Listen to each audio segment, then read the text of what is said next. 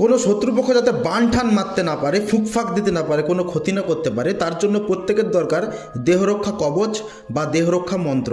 অনেকেই শত্রুর কবলে না পড়ার জন্য হনুমান চল্লিশা এবং মহামৃত্যুঞ্জয় জপ করেন নিজের দেহকে শুদ্ধ রাখতে এবং বিপদ এড়াতে। কিন্তু যেটা সকলের ক্ষেত্রে করাটা একটু কঠিন হয়ে যায়, যেহেতু সবসময় পাক পবিত্র সবাই থাকতে পারেন না।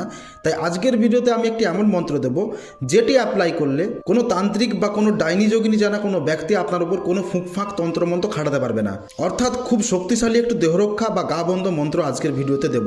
তো নমস্কার, আপনারা দেখছেন তন্ত্রমন্ত্র সম্পর্কিত ইউটিউব চ্যানেল ন্যাচারাল পাওয়ার এবং ফেসবুক পেজ শীতল গোস্বামী। আমার বাড়ি পশ্চিম মেদিনীপুর। তো চলুন শুরু করা যাক। আজকের ভিডিওটি গুরুমুখী মন্ত্র, তবে বীজ মন্ত্র রয়েছে, তাতে কোনো ভয় নেই, আপনি অনায়াসেই মুখস্থ করতে পারেন। তবে গুরুমুখী মন্ত্র যেহেতু মুখস্থ করলেই সিদ্ধ হয়ে যাবে, বিশেষ কোনো নিয়ম নেই, শুধু শুভস্থানে শুদ্ধ পোশাকে বসে মুখস্থ করবেন। মন্ত্রটি হচ্ছে: হস্তবন্দি পদবন্দি বন্দি বক্ষশির, মুখে বিজয়িনী শিরে রঘুবীর, ওং রং লং জং বং সং হংস, নরসিংহ মন্ত্রতে আমার অঙ্গের নাই ধ্বংস, বীজ নাহি মানি যে বা পরশে মমকাই, ভবানীর সহিত ভব অজিল্লন্তাই, কারাগাই মা জগৎকুমারী দেবী সোহা। মুখস্থ হয়ে যাওয়ার পর মন্ত্রটি বলবেন ফু, বলবেন ফু, বলবেন ফু, শেষে দুটি বেশি ফু। মন্ত্রটি যদি অন্য কাউকে অ্যাপ্লাই করে দেন, সেক্ষেত্রে মন্ত্রটি এইভাবে বলবেন, মানে আমার অঙ্গের নাই ধ্বংস, উমুকের অঙ্গের নাই ধ্বংস হবে।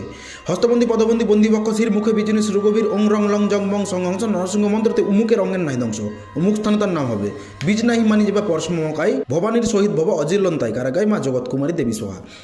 এইভাবে আপনি প্রতিদিন স্নান করার পর মন্ত্রটি যদি নিজের দেহতে অ্যাপ্লাই করে থাকেন, তাহলে আগামী দিন স্নান করা পর্যন্ত ওই বন্ধ থাকবে। আবার স্নান করার পর পুনরায় মন্ত্রটি 3 বার পড়ে 5 বার বুকে ফু দিয়ে দিলে আপনার দেহ সুরক্ষিত থাকবে। কেউ বান ডান জাদুটোনা কোনো কিছু আপনার শরীরে খাটাতে পারবে না বা লাগাতে পারবে না। আজকের ভিডিওটি এইটুকুই ছিল। যদি ভালো লেগে থাকে লাইক করে যাবেন।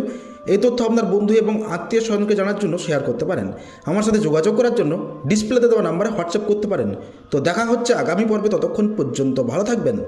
ধন্যবাদ।